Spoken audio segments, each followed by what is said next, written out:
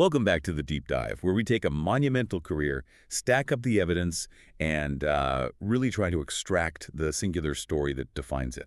And today we're tackling a big one, a really big one. We are. We're attempting to map the truly, well, chameleonic landscape that is the career of John Arthur Lithgow. It is a vast landscape, definitely. I mean, this is a career that just completely defies the kind of boxes we usually put performers in, you know? Totally. He's 79 now, as of October 2024. And you look at his work. It's not just acting. No, not at all. It's acting in, like, every medium imaginable. Film, TV, stage. Plus authorship, music, even poetry. He's basically a polymath, isn't he? Someone who just refuses to specialize. Absolutely. And when you look at his accomplishments, it's not just dabbling. He's achieved real mastery in fields most actors wouldn't even, well, attempt. Right, think about it. He's the goofy alien commander from Third Rock. Dick Solomon, yeah. Hilarious. But then he's also Arthur Mitchell, the Trinity Killer. Terrifying, utterly terrifying. And then he's Winston Churchill. A revered historical figure. And on top of all that, he might genuinely be your kid's favorite author. It's kind of mind-bending. All wrapped up in one, extremely tall package. Yeah, he is tall, isn't he? But that kind of versatility, it only really matters if the quality holds up across the board, right? And with Lithgow, it absolutely does. The quality is, well, it's certified. You just look at the awards. Exactly. The institutional acclaim is undeniable. We're talking, what, a total of 6 Primetime Emmy Awards? 6 Emmys, 2 Golden Globes, 2 Tonys, the big ones for Broadway. And a Laurence Olivier Award from London's West End, plus 4 Drama Desk Awards. It's incredible. That means he's hit the absolute top tier in American TV comedy, American TV drama, Broadway theater, and London theater. It's astonishing consistency across different forms and, frankly, different countries' theatrical traditions. And the nominations, they tell an even broader story about just how far his reach extends. Oh, yeah. 2 Academy Award nominations for film. A BAFTA nomination, too. Right. British Academy Film Award. 4 Grammy nominations. That's for his music and spoken word stuff. Which is a whole other area we need to get into. And 4 Screen Actors Guild Awards nominations as well from his peers. So this isn't just, a talented actor. This is a genuine cultural powerhouse. Someone whose success just translates seemingly effortlessly across every single form of media. And that's what's really fascinating here, isn't it? That's the core of our deep dive today. How does he do it? How does he manage those extreme pivots? From high art to pop culture and back again. Yeah, moving so smoothly between really demanding intellectual work, think Shakespeare on stage, like King Lear. Right, very highbrow. And then, huge populist entertainment, animated movies, network sitcoms, family comedies. Our mission, then, is to try and connect these dots, these seemingly completely separate parts of his career. And trace how maybe his academic foundation actually provided the structure that allowed him to master pretty much every genre he decided to touch. From really sharp political satire to these incredibly sensitive, deep character studies. That intellectual foundation does sound key. So, okay, let's unpack this. Let's start right at the beginning. The roots. What gave him this remarkable discipline, this flexibility we see throughout his career? Indeed. Let's go back. John Lithgow, born October 19, 1945, Rochester, New York. But his world was theatrical from day one. Born into it. Pretty much. His father, Arthur Lithgow, was a highly regarded theatrical producer, director too, probably best known for running the McCarter Theater in Princeton, New Jersey, a very prestigious place. And his mother? His mother, Sarah Jane, was a retired actress herself. So wow, he wasn't just aware of the theater, he was practically raised backstage. Exactly, you can picture it, right? The kid doing his homework in the wings while, Chekhov is being rehearsed on stage. He lived and breathed it. The family absolutely did. And his childhood, it was really defined by movement and observation, essential tools for any great character actor, right? Constantly adapting. Because his father's job meant they moved around a lot, frequently. And this is where we get some of those really surprising, almost, wait, what? Anecdotes? Okay, yeah, lay him on us. The Coretta Scott King one still blows my mind every time I hear it. It's genuinely remarkable, isn't it? A real historical footnote. It just illuminates the kind of intellectual and socially engaged environment he was growing up in. So where was this? They lived for a time in Yellow Springs, Ohio. And yes, the activist Coretta Scott King was actually his babysitter. Just imagine that. The conversations, the atmosphere, the proximity to major historical figures during your formative years. It's incredible. It really speaks volumes about the circles his family moved in. Not just theater people, but, plugged into the broader currents of American thought and activism at the time. So it wasn't just Yellow Springs. No, he also spent time in other places. They lived at Stanhighwood Hall in Akron for a while. Wow, the former Cyberling estate. That's amazing. Yeah, and then Lakewood, Ohio, before the family finally settled more permanently in Princeton. All that moving around. It must have demanded a huge amount of adaptability from him as a kid. You'd have to think so. Constantly assessing new environments, new people, new social dynamics, new expectations. It's actually perfect training, in a way, for someone who would later need to inhabit dozens of completely different characters. Makes sense. And that adaptability, that intelligence, it clearly extended to his schoolwork. His academic record is, well, seriously impressive. Oh, definitely. After graduating from Princeton High School in '63, he went straight to Harvard College. And studied. History and English literature. So we're talking a classical, rigorous, liberal arts education. And he wasn't just coasting either. Not at all. This wasn't a casual degree. He graduated in 1967 with an AB magna cum laude. Which means with great distinction. Exactly. And he was elected to Phi Beta Kappa, the Academic Honor Society, this intellectual firepower, this deep dive into narrative, history, human motivation. You feel like that's the unseen engine driving his versatility later on. He didn't just learn how to act. He learned why people act the way they do. Precisely. And that connection to academia, it stuck with him. He even served on the Harvard Board of Overseers later in life. So he's got this brilliant academic mind. Yeah. What was the moment, the spark, that really turned this history scholar towards being a full-time performer?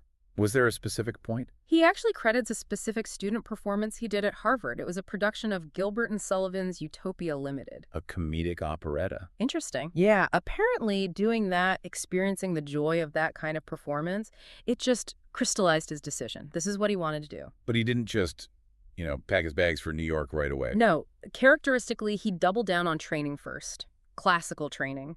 He won a Fulbright scholarship. Why? Which allowed him to go study across the pond at the London Academy of Music and Dramatic Art, LMDA. Which is one of the top acting conservatories in the world. Absolutely. So that path is really crucial, I think. First, the intellectual rigor of Harvard, then the classical stagecraft of LMDA. That combination, it gives you an actor who can handle incredibly stylized farce, but with, surgical precision.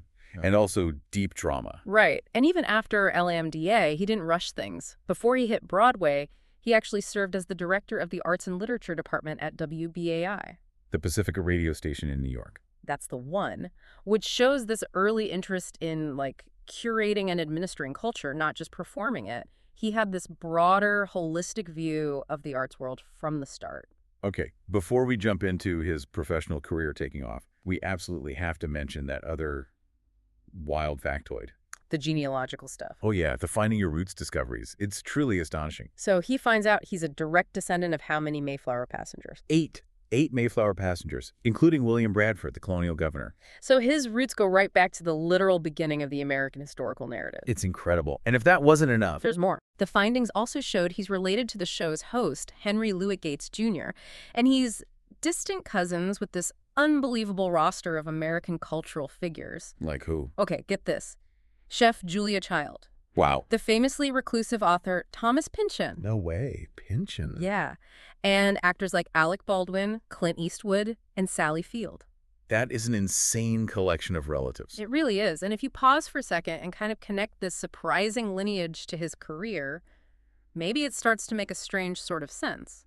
How so? Well, he literally contains this huge swath of American cultural history within his family tree, right? From pilgrims and governors to celebrity chefs, literary enigmas, Hollywood icons. So you're saying inhabiting all these different American personas, Yeah. from the highbrow intellectual to the, deeply populist entertainer, it's almost like a birthright for him. Maybe. It suggests he has both the intellectual grounding and this kind of deep, almost familial connection to play all these different American cultural roles authentically. Interesting angle. Speaking of authenticity, let's trace his rise. Starting with the stage, which really feels like the core of his artistic identity, doesn't it? Absolutely. The thespian core. So we're looking at roughly 1972 to 1995.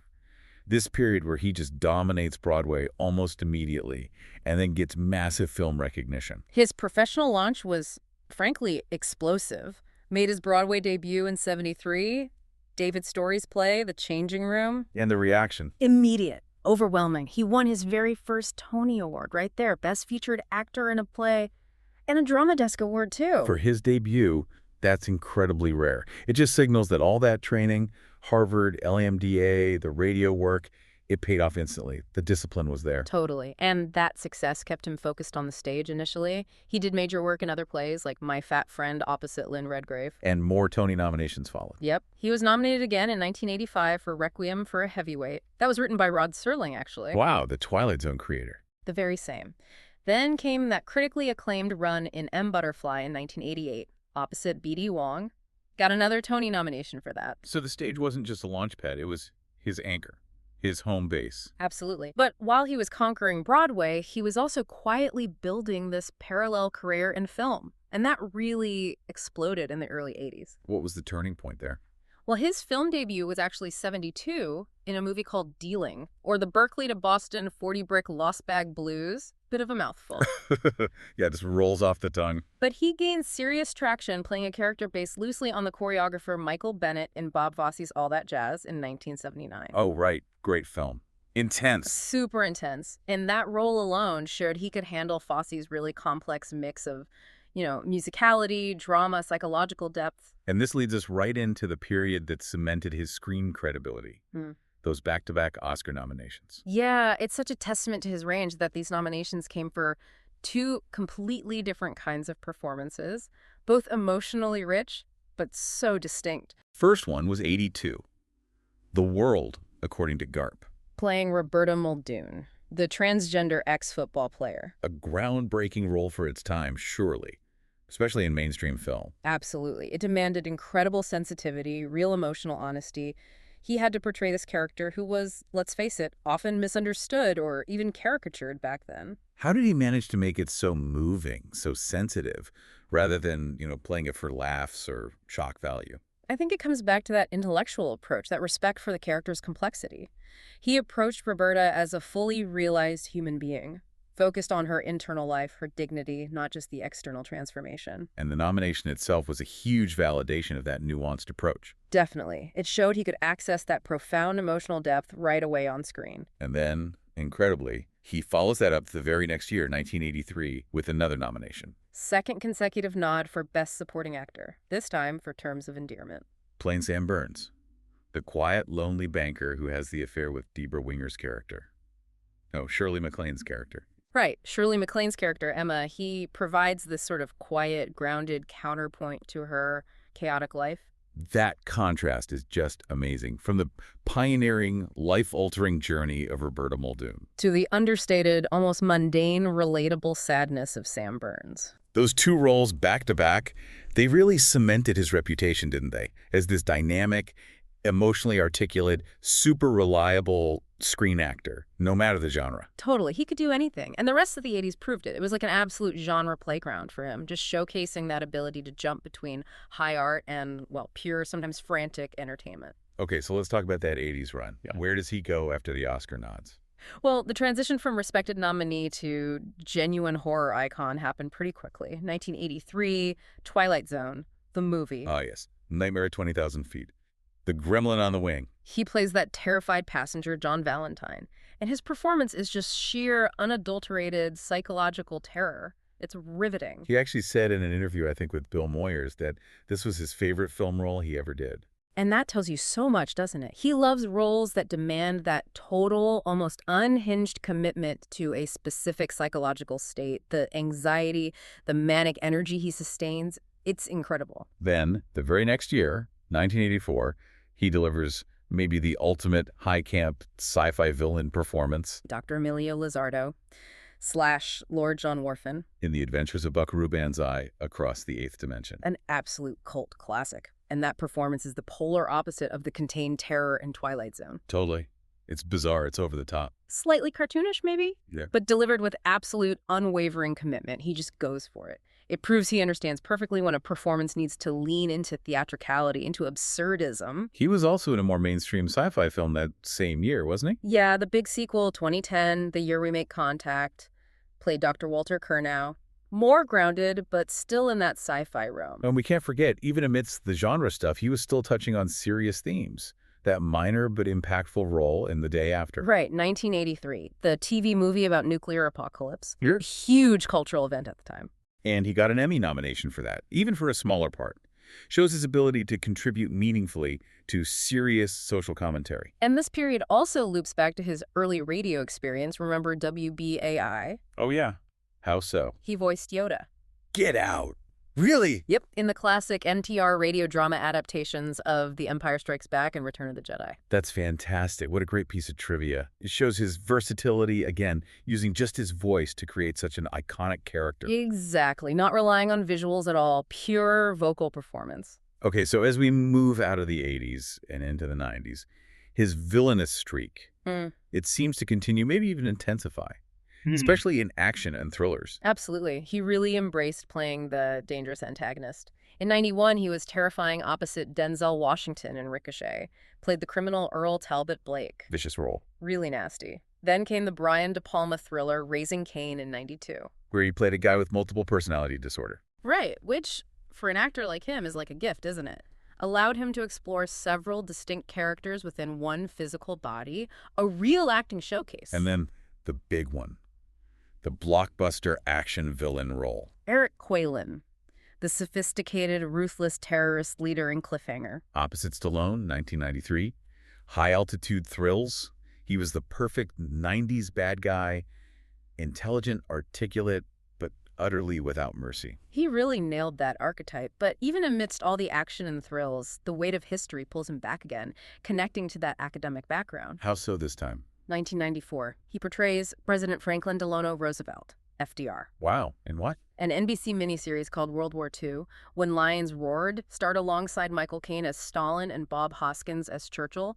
Talk about a heavyweight cast. That's huge. Tackling FDR, that's stepping into massive historical shoes. How did he prepare for a role like that? An icon everyone recognizes. Immense commitment, both physically and historically. To mirror FDR's paralysis from polio, Lithgow actually wore these heavy, cumbersome leg braces throughout the filming. That kind of physical transformation, we see it again later with Churchill. He's not afraid of the practical discomfort if it helps embody the character. Exactly. And he spoke about the pressure, too. The weight of playing such a revered figure. He mentioned that when he told his mother he got the role, she apparently burst into tears. Wow. Just shows the emotional significance it held, even within his own family. So that ability to handle intense prep, high expectations, deep historical context, that really sets the stage perfectly for his next phase, the phase where he becomes a true household name, an established icon across all mediums. Right. Let's pivot now to that period, say, 1996 through to about 2015. Okay. And this phase really kicks off with a role that, for a whole generation of TV viewers, is John Lithgow. Dr. Dick Solomon. Dr. Dick Solomon, High Commander of the Alien Expedition, NBC sitcom Third Rock from the Sun, ran from 96 to 2001. It was such a bizarre concept, but it worked brilliantly. Aliens trying, and mostly failing, to understand basic human life. And his performance. It required this incredible amount of physical comedy, really stylized movements, big facial expressions, a complete 180 from the contained menace of Quallen or Blake. You really see the stage training coming through there, don't you? Absolutely. That kind of high-level physical comedy, it needs incredible precision, timing, control, stamina. His serious theater background actually enabled him to pull off the manic, exaggerated movements of an alien commander who's, like, piloting a human body he doesn't quite understand. And the awards voters noticed. Big time. Yeah. 6 consecutive Emmy nominations for Outstanding Lead Actor in a Comedy Series. Every single year the show is on the air. And he won 3 times, right? 3 wins. 1996, 1997, and 1999. It's genuinely hard to think of another actor who made that specific pivot so successfully. From 2 back-to-back dramatic Oscar nominations. To winning 3 Emmys in 4 years for this wild, high-concept physical comedy. It's just extraordinary range. And wasn't his son on the show, too? Yeah, just a nice little detail. His son, Ian Lithgow, appeared regularly as Leon, one of Dick's physics students. Nice. Okay, so hot on the heels of Third Rock wrapping up, 2001, comes this voice acting role that became, well, unexpectedly massive. Totally massive. And apparently nobody saw it coming, least of all Lithgow himself. Lord Farquaad. Lord Farquaad, the diminutive, power-hungry, hilarious villain in DreamWorks Shrek. And the story behind that is pretty funny, right? Yeah, the anecdote is great. It really reveals how much the animation landscape was changing then. Lithgow admitted he initially just thought it was, quote, like a Saturday morning cartoon, not a big deal. He didn't realize it would be a phenomenon. Not at all. Because the production took so long with lots of delays, he apparently just came back once every 8 months or so to record some new material. He had no idea it was going to become this global mega hit. But his vocal performance was instantly iconic. Critics loved it. They did. They often compared his delivery, that kind of delicious, sophisticated, slightly theatrical villainy, to actors like Kelsey Grammer or Alan Rickman, masters of the voice. He managed to convey all that arrogance, the pettiness, the ambition, just through his voice. Incredible. But even while conquering TV comedy and blockbuster animation, the stage was always calling him back. It remained his artistic center. So he returns to Broadway. In 2002, and proves he can handle musical theater, too. He wins his second Tony Award. Second Tony, this time for Best Leading Actor in a Musical for Sweet Smell of Success. playing J.J. Hunsaker, the cynical, powerful newspaper columnist. Right, a character worlds away from Dick Solomon. Mm-hmm. Deeply bitter, manipulative, dark. How demanding is that switch? Going from that high-energy sitcom grind to carrying a complex musical drama like that. It requires completely different muscles, artistically speaking. Hunsaker needed serious vocal control for the songs, that dramatic gravitas for the character, and the sheer physical discipline of doing 8 shows a week in a musical. His dedication to theater just shines through. He got another nomination soon after, didn't he? Yeah, a few years later, 2005, for the musical comedy Dirty Rotten Scoundrels. Though in a fun twist, he actually lost the Tony that year to his co-star, Norbert Leo Butz. Still, that commitment to the stage was formally recognized around then, too. Yes. He was inducted into the American Theater Hall of Fame in 2005, which acknowledged not just his work in straight plays, but also his surprising work in opera. He'd performed in productions by Verdi and Wagner. Opera, too. Is there anything he can't do? Apparently not. And that same year, 2005, really highlights that unique blend he has, the performer and the intellectual. Oh, so. He went back to his alma mater, Harvard, and became the first actor ever invited to deliver the main commencement speech. Wow. That's usually reserved for presidents, Nobel laureates, CEOs. Exactly. It was a huge honor. And Harvard also gave him an honorary Doctor of Arts degree that day. Okay, so we've got the lovable alien, the Broadway star, the respected intellectual. And then, just as maybe audiences were getting comfortable with that image, he delivered a performance so chilling, it completely redefined his dramatic side for a whole new generation. The Trinity Killer. Arthur Mitchell.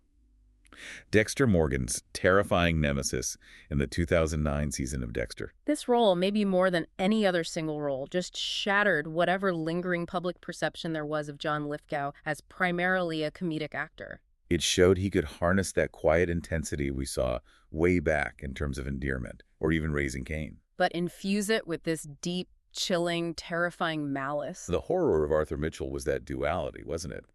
The outwardly normal, pious family man, the Sunday school teacher. Who was secretly this meticulous, ritualistic serial killer, operating completely under the radar for decades. His performance was a masterclass in controlled menace. Total containment. His approach felt almost clinical, highlighting the structure, the control that Arthur Mitchell exerted over his double life. And it resonated so deeply because it tapped into that fear of the ordinary turning monstrous, the monster next door. And again, the awards followed. A Golden Globe for this role. Yep, Golden Globe Award. And another Primetime Emmy Award, this time for Outstanding Guest Actor in a Drama Series. He even came back briefly for the revival series in 2021. You want the ultimate career contrast. Just put those Emmy wins side by side. Right. The triple Emmy-winning manic physical comedy of Dick Solomon. And the Globe and Emmy-winning, tightly controlled, psychopathic terror of Arthur Mitchell. It perfectly illustrates the whole point of this deep dive, doesn't it? His chameleonic talent isn't just superficial. It's about diving deep into the psychological structure of a character, whether that character operates on, comedic alien logic or pure cold sociopathy. But this era wasn't all just dark TV drama. He kept the stage work going, too. Absolutely. He maintained that theatrical commitment, played the big one, Shakespeare's King Lear, title role. And where was that? In 2014 at Shakespeare in the Park in New York, which was actually his first time performing there since way back in 1975, a big return. And he was still championing smaller independent films too, right? Yes, showing his support for complex, character-driven indie filmmaking. Around that same time, 2014, he got a lot of critical attention for his role opposite Alfred Molina in Love is Strange. Oh, I remember that film. Beautifully done. About an older gay couple facing difficulties after finally getting married. Exactly. It got great reviews, something like 94% on Rotten Tomatoes, 4 Independent Spirit Award nominations. Critics really praised the graceful, sensitive portrayal of this long-term relationship by both him and Molina. It just shows that his star power, his recognizability could help elevate these smaller, important films alongside the big blockbusters and hit TV shows. It confirms that pattern we see throughout his career. He seems to use the visibility and, frankly, the financial success from his TV and film work to sustain and enable the more demanding, often less commercial artistic work that clearly feeds his curiosity, like stage work or indie film. Which brings us neatly into his most recent phase, say 2016 to the present. This period feels marked by incredibly high prestige projects, a lot of historical transformation, and even direct political commentary. Definitely. And the role that really defined this later career prestige, especially for the huge global streaming audiences, has to be Winston Churchill. In Netflix's The Crown, Season 1, 2016. Right. And for this, bang, another Primetime Emmy Award. And a Screen Actors Guild Award, too, Outstanding Supporting Actor in a Drama Series for both. Taking on Churchill, that's maybe even bigger than FDR. So many iconic portrayals already exist. You're inviting constant comparison. How did he approach it? He said he had no hesitation about taking the role, which is pretty bold. But he did his homework. Extensive research, reading biographies, watching archival footage, listening to speeches. But the physical transformation must have been immense. Oh, huge. That was perhaps the most challenging part. He apparently spent 2 full days just getting fitted for the necessary fat suit, the wig, and even these special mouth plumpers. Mouth plumpers to change his speech. Exactly. Designed to help mimic Churchill's very specific cadence and diction, the slight jolliness. That level of commitment to physical alteration, it's a hallmark of his work, isn't it? He's not afraid of the makeup chair, the prosthetics, the discomfort, if it helps him find the character's essence. Totally. And the performance itself was lauded because it wasn't just imitation, it was layered. He captured not just the famous wartime leader's bombast and strength, But also the complexities. yeah, the vulnerability of a great man aging, grappling with potential irrelevance after the war, battling his black dog, his depression. It felt like a performance rooted, again, in that deep understanding of history and psychology, thanks to that academic background. And around the same time, we see this other fascinating shift. Lithgow, the intellectual, the observer, starts moving into direct political satire, using his art to comment on the contemporary American scene. Which is pretty unusual for an actor of his stature and generation, right? Yes. To be so overtly topical. Very. So what form did this take? Well, he authored books, 2 books of satirical poems focused squarely on the Trump administration. Really? Poetry. Yep. Dumpty. The Age of Trump in Verse came out in 2019. It was actually a bestseller hit number 3 on the New York Times hardcover nonfiction list. Wow.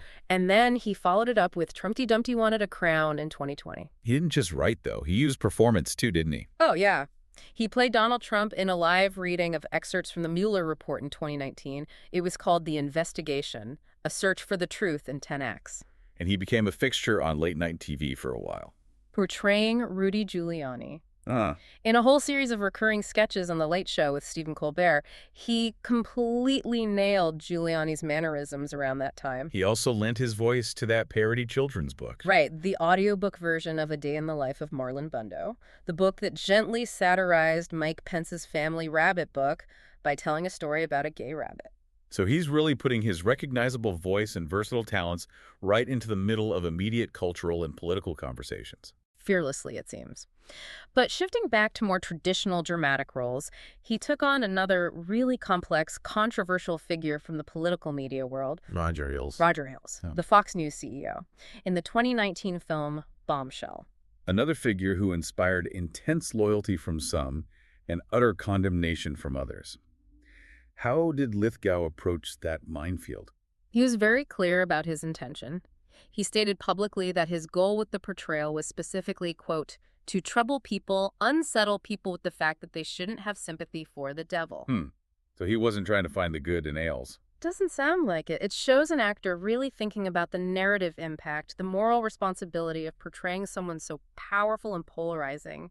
He wanted the audience to confront the difficult reality of the man's actions, not find easy empathy. And he's kept up this incredible pace of high-profile dramatic work just in the last few years. Absolutely. He was great as the sort of fading old guard lawyer, Elias Burchard, E.B. Jonathan in HBO's Perry Mason reboot back in 2020. And then he starred opposite Jeff Bridges in that excellent Hulu thriller, The Old Man, in 2022. Right, playing the FBI assistant director Harold Harper. Got another Golden Globe nomination for that. His ability to just anchor these prestige streaming dramas, often playing these morally complex, ambiguous characters, shows his appeal is still incredibly strong with top-tier creators. And he popped up in Scorsese's huge epic. Yep, joined the incredible cast of Martin Scorsese's Killers of the Flower Moon in 2023. Playing Prosecutor Leeward. And just recently, in 2024, another intriguing film role. Conclave, the conspiracy thriller set during a papal election.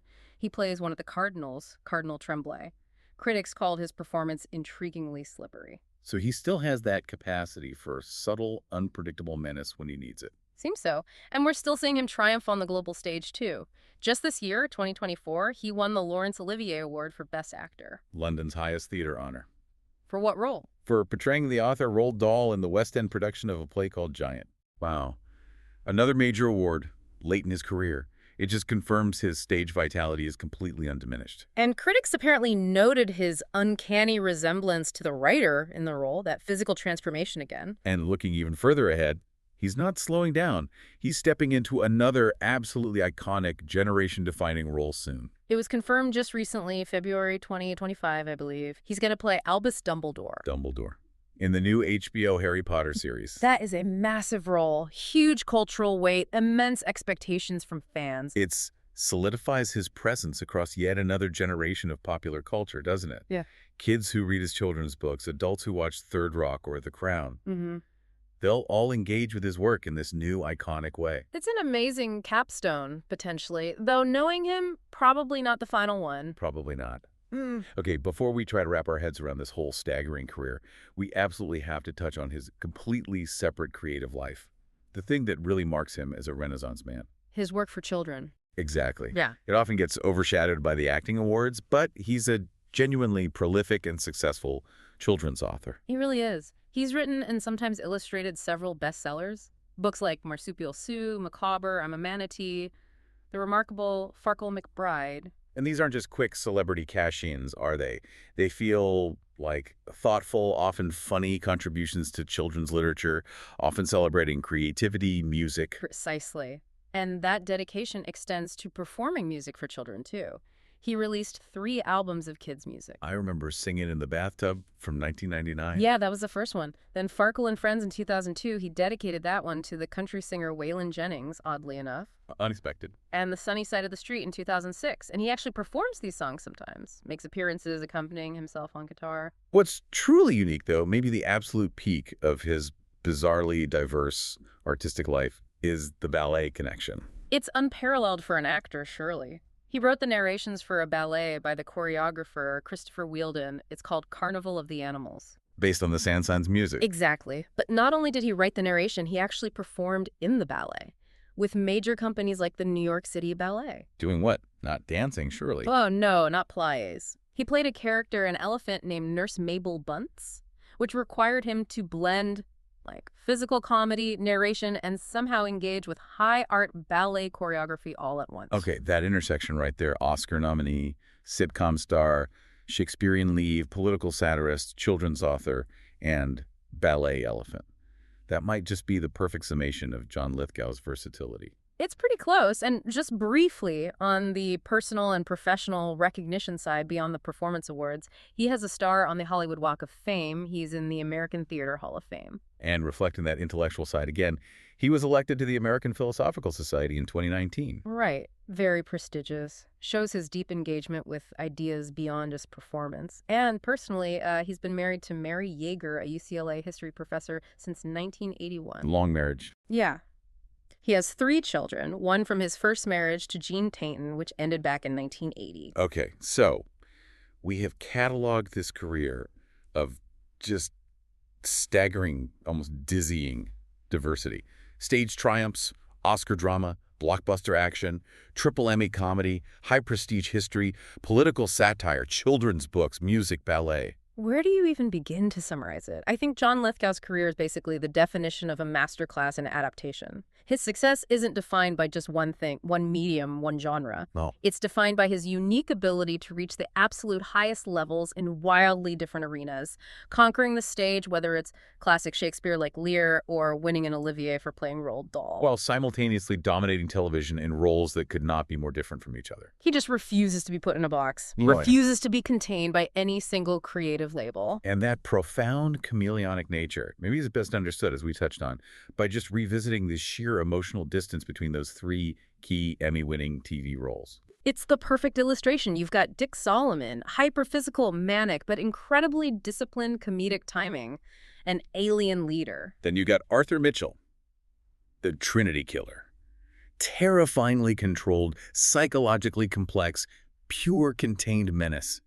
A serial killer. And then Winston Churchill, nuanced, complex, revered, burdened, a historical icon. He achieved top-tier, award-winning success embodying three completely different modes of human or, well, alien experience. It really does raise a fundamental question, doesn't it? A provocative one, maybe for all of us.